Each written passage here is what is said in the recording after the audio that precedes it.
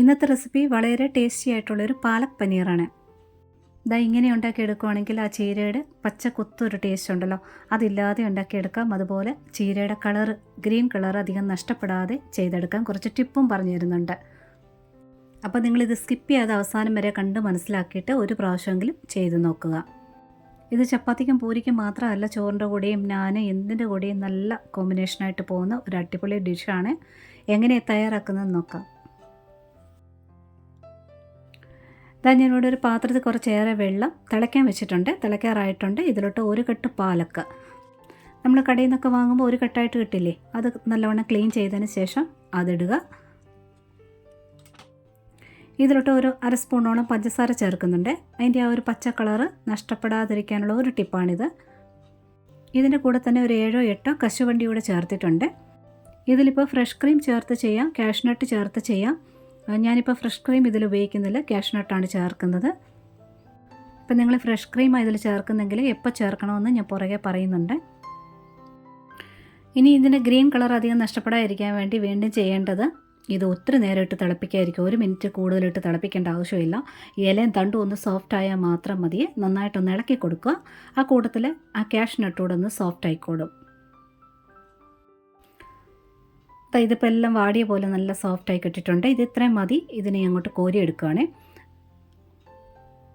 ഇത് കോരിയെടുക്കുന്നതിന് മുമ്പായിട്ട് ഞാൻ വേറൊരു പാത്രത്തിനകത്ത് പച്ചവെള്ളം ഒഴിച്ച് വെച്ചിട്ടുണ്ട്. കുറച്ച് ഏറെ എടുത്ത് വെച്ചിട്ടുണ്ട്.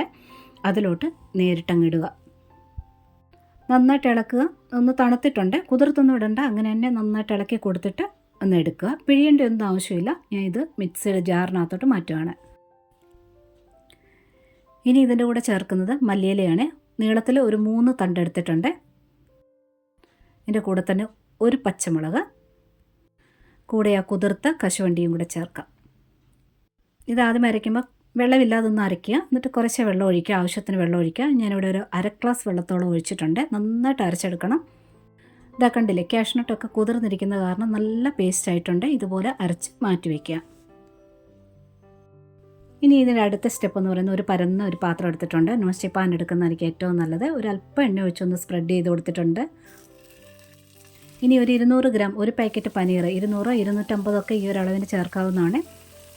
ഞാൻ ഇതുപോലെ വലിയ പീസായിട്ടാണ് പനീർ കട്ട് ചെയ്തിരിക്കുന്നത്. എന്നിട്ടൊന്ന് ഷാലോ ഫ്രൈ ചെയ്തെടുക്കുവാണ്. ഇങ്ങനെ ചെയ്തെടുക്കുവാണെങ്കിൽ പെട്ടെന്ന് പൊടിഞ്ഞു പോവില്ല പനീർ. അപ്പോൾ ഇങ്ങനെ ചെയ്യുമ്പോൾ ഒരല്പം കൂടി ടേസ്റ്റും ഉണ്ട്, കാണാനും ഒരു ഭംഗിയുണ്ട്. അപ്പോൾ ഇത് ഷാലോ ഫ്രൈ ചെയ്തിട്ടുണ്ട്. ഇതങ്ങോട്ട് മാറ്റി വയ്ക്കാം. പനീർ ഇതുപോലെ ഫ്രൈ ചെയ്യാതെ നേരിട്ടായാലും ചേർക്കാവുന്നതാണ്. ഇനി ഞാനിവിടെ ഒരു 1.5 സ്പൂൺ വെളുത്തുള്ളി, അതുപോലെ 1 സ്പൂൺ ഇഞ്ചി, പച്ചമുളക് ചെറുതാണെങ്കിൽ 2 എണ്ണം എടുക്കുക. ഞാനിവിടെ വലിയ 1 എടുത്തിട്ടുണ്ട്, ചെറുതായിട്ട് അരിഞ്ഞെടുത്ത് വെച്ചിട്ടുണ്ട്. ഇനി കുറച്ച് സ്പൈസസ്, ബേ ലീഫ് എടുത്തിട്ടുണ്ട്, ഒരു ചെറിയ കഷ്ണം പട്ട എടുത്തിട്ടുണ്ട്, 2 ഗ്രാമ്പു 2 ഏലക്ക എടുത്തിട്ടുണ്ട്. ഇതിപ്പോൾ കാണിച്ചത് എണ്ണ ചൂടായതിന് ശേഷം ഇത് പെട്ടെന്ന് ഇടണം. അപ്പോൾ ഇത് കാണിക്കാനുള്ള സമയം കിട്ടില്ല, അതുകൊണ്ട് ഇത് ഡീറ്റെയിൽ ആയിട്ടൊന്ന് കാണിച്ചത്. ഇനി കുറച്ച് സൺഫ്ലവർ ഓയിൽ ഒഴിച്ചിട്ടുണ്ട്, കൂടെ 1 സ്പൂൺ നെയ്യ് കൂടെ ഒഴിച്ചിട്ടുണ്ട്. ഇത് ഓയിലും ബട്ടറൂടെ ചേർത്ത് ചെയ്യാം. ബട്ടർ തന്നെ ഒഴിച്ച് വേണേലും ചെയ്യാം. നോർത്ത് ഇന്ത്യൻ ഡിഷല്ലേ, അവർ ബട്ടറോ നെയ്യോ ചേർത്തിരിക്കും. എണ്ണ ചൂടായിട്ടുണ്ട്. ഒരു 1/2 സ്പൂണ് അല്ലെങ്കിൽ ഒരു 3/4 സ്പൂണോളം ജീരകം ചേർക്കാം. 2 വറ്റൽമുളക്, കൂടെ സ്പൈസസ് കൂടെ ചേർക്കാം. ഒന്ന് ഇളക്കിയെടുക്കുക. തീ കുറച്ച് വെക്കണം. ജീരകം കരിഞ്ഞു പോലെ ഗ്രാമ്പു ഏലക്ക ഒന്ന് വീർത്ത് വരുമ്പോഴത്തേന് അരിഞ്ഞു വെച്ചിരിക്കുന്നത് ചേർക്കാം. തീ ഒത്തിരി കൂട്ടി കൊടുക്കണ്ട, കുറഞ്ഞ തീ തന്നെ. ഇനി ഒരു 20-25 സെക്കൻഡ് നേരത്തേന് ഒന്ന് ഇളക്കി കൊടുക്കുക. ഇഞ്ചിയും വെളുത്തുള്ളിയും ഒന്ന് മൂത്ത് വരണം. വെളുത്തുള്ളിയുടെ കളർ ഒന്ന് ശ്രദ്ധിച്ചാൽ മതിയാകും.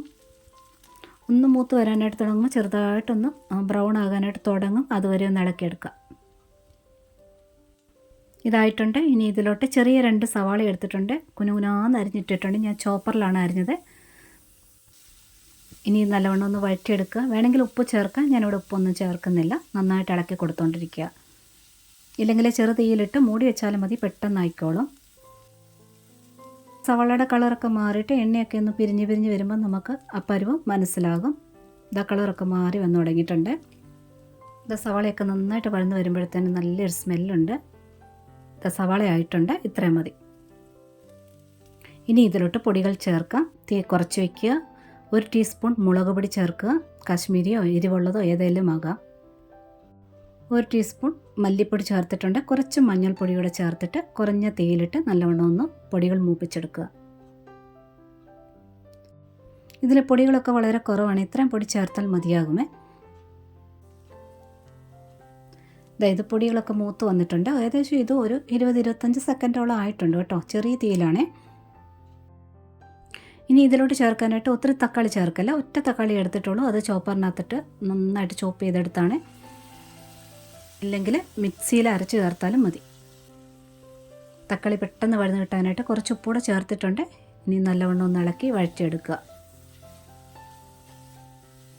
തക്കാളിയുടെ വെള്ളം ഉള്ളത് കാരണമേ കുറച്ച് തീ വേണമെങ്കിൽ കൂട്ടി വയ്ക്കാം, പെട്ടെന്നായിക്കോളും. നന്നായിട്ട് ഇളക്കി കൊടുത്താൽ മതി. എണ്ണയൊക്കെ ഇങ്ങനെ പിരിഞ്ഞ് വരും, അതാണ് ഇതിൻ്റെ പരുവ്. എണ്ണയൊക്കെ വന്നിട്ടുണ്ട്. ഇനി ഇതിലോട്ട് തൈര് ചേർത്തിട്ടുണ്ട്. അധികം പുളി ഇല്ലാത്ത 1.5 ടേബിൾ സ്പൂൺ അല്ലെങ്കിൽ 2 ടേബിൾ സ്പൂൺ തൈര് ചേർക്കാം. ഇത്ര തൈരോ തക്കാളിയൊക്കെ ചേർക്കുന്നതുകൊണ്ട് പുളി മുന്നേ നിൽക്കുമെന്ന് ഒട്ടും വിചാരിക്കേണ്ട, പുളിയൊക്കെ കറക്റ്റാണ്.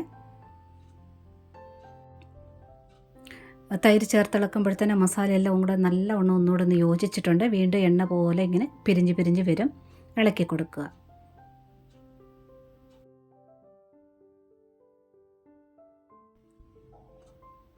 ഇതുമായിട്ടുണ്ട്. എണ്ണ ഇങ്ങനെ പിരിഞ്ഞ് വന്നിട്ടുണ്ട്. ഇതിലോട്ട് 1 സ്പൂൺ കസൂരി മേത്തിയാണ്, അത് കയ്യിലിട്ടിട്ട് നല്ലോണം ഒന്ന് തിരുമിയിട്ട് ഇട്ട് കൊടുക്കുക.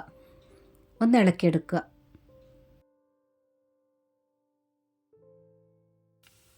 ഇനി അരച്ച് വെച്ചിരിക്കുന്ന ഒഴിക്കാം. ഇനി ആ മിക്സിയുടെ ജാറിനകത്തോട്ട് ഒരു 1/2-3/4 ഗ്ലാസ് വെള്ളം കൂടെ ഒഴിക്കാം.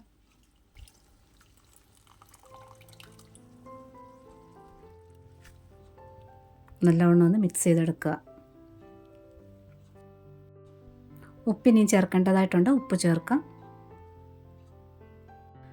കൂടെ തന്നെ 1/2 സ്പൂണിനടുത്തായിട്ട് ഗരം മസാലപ്പൊടി ചേർക്കുക. ഞാനിത് വീട്ടിലെ പൊടിച്ച പട്ട, ഗ്രാമ്പൂ, ഏലക്ക, പെരുംജീരകം ചേർത്ത് പൊടിച്ചതാണ്. അതുണ്ടെങ്കിൽ അതാണ് ഏറ്റവും നല്ലത്. ഇനി നല്ലവണ്ണം ഒന്ന് മിക്സാക്കി എടുത്തിട്ടുണ്ട്. ഉപ്പെല്ലാം പാകമാണ്. ഇനി പനീർ ചേർക്കാം. പനീർ ഞാൻ സ്പാറ്റിൽ വെച്ച് തന്നെ 2ആയിട്ടൊന്ന് പീസാക്കിയിട്ടുണ്ട്. 2ആയിട്ടോ 3ആയിട്ടോ നിങ്ങളുടെ ഇഷ്ടം അനുസരിച്ച് പീസാക്കി എടുക്കുക. പനീർ ഫ്രൈ ചെയ്യാതെയും ചേർക്കാവുന്നതാണ്. അപ്പോൾ ഇത് ഇളക്കുന്ന സമയത്തപ്പോൾ പ്രത്യേകം ഒന്ന് ശ്രദ്ധിക്കുക. ആ സൈഡൊക്കെ എൻ്റെ ഇങ്ങനെ ഒടിഞ്ഞൊടിഞ്ഞ് വരാൻ ചാൻസ് ഉണ്ടെന്ന് മാത്രം. കശുവണ്ടിക്ക് പകരമായിട്ട് ഫ്രഷ് ക്രീമാണ് ചേർക്കുന്നതെങ്കിൽ ഒരു 1/4 കപ്പ് ഫ്രഷ് ക്രീം പാലൊക്കെ ചേർത്ത് തിളച്ചില്ലേ ആ സമയത്ത് ചേർക്കുക. ഇനി ഒന്ന് മൂടി വെക്കുക ഒരു 4-5 മിനിറ്റ് നേരത്തേന്, ഏറ്റവും കുറഞ്ഞ തീയിൽ. അപ്പോൾ കുറച്ചൊക്കെ ഒന്ന് വറ്റും, ആ ഫ്ലേവറൊക്കെ നന്നായിട്ടൊന്ന് പിടിച്ച് കിട്ടുകയും ചെയ്യും. ഇതുപോലെ കുറച്ച് തിക്ക് ഗ്രേവി ആയിട്ടാണ് എടുക്കേണ്ടത്. അപ്പോൾ എണ്ണയൊക്കെ കുറേശ്ശെ തെളിഞ്ഞ് വരികയും ചെയ്യും. പഞ്ചസാര വേണമെങ്കിൽ ചേർക്കുക, ഒരു 1/4 സ്പൂണ്. ഈ സമയത്ത് ടേസ്റ്റൊക്കെ ബാലൻസ് ആകാൻ വേണ്ടി ഞാനിപ്പോൾ ചേർത്തിട്ടില്ല. തൈരിനൊക്കെ പുളി കുറവുള്ള തൈരാണ് ചേർത്തിരിക്കുന്നത്. അഥവാ പുളിപ്പ് എല്ലാം കൂടുതലായിട്ട് തോന്നുവാണെന്നുണ്ടെങ്കിൽ ഒരു 1/4 സ്പൂൺ പഞ്ചസാര ചേർക്കാം. ശർക്കരയായാലും മതി. അതിൻ്റെ ആ പച്ച കളർ അധികം നഷ്ടപ്പെടാതെ തന്നെ പാകത്തിന് കുറുകി വന്നിട്ടുണ്ട്. അത് ഇരിക്കും തോറും കുറച്ചുകൂടെയൊക്കെ എണ്ണ തെളിഞ്ഞ് വരികയും ചെയ്യും. നല്ല ടേസ്റ്റുള്ളൊരു റെസിപ്പിയാണിത്. ട്രൈ ചെയ്ത് നോക്കുക. ഇഷ്ടപ്പെട്ടിട്ടുണ്ടെങ്കിൽ കൂട്ടുകാർക്കൊക്കെ ഷെയർ ചെയ്ത് കൊടുക്കുക. ലൈക്ക് തരാനും കമൻറ്റ് തരാനും ഹൈപ്പ് തന്ന് സപ്പോർട്ട് ചെയ്യാനും മറന്നുപോലെ. ഒരുപാട് സ്നേഹത്തോടെ താങ്ക്സ് ഫോർ വാച്ചിങ്.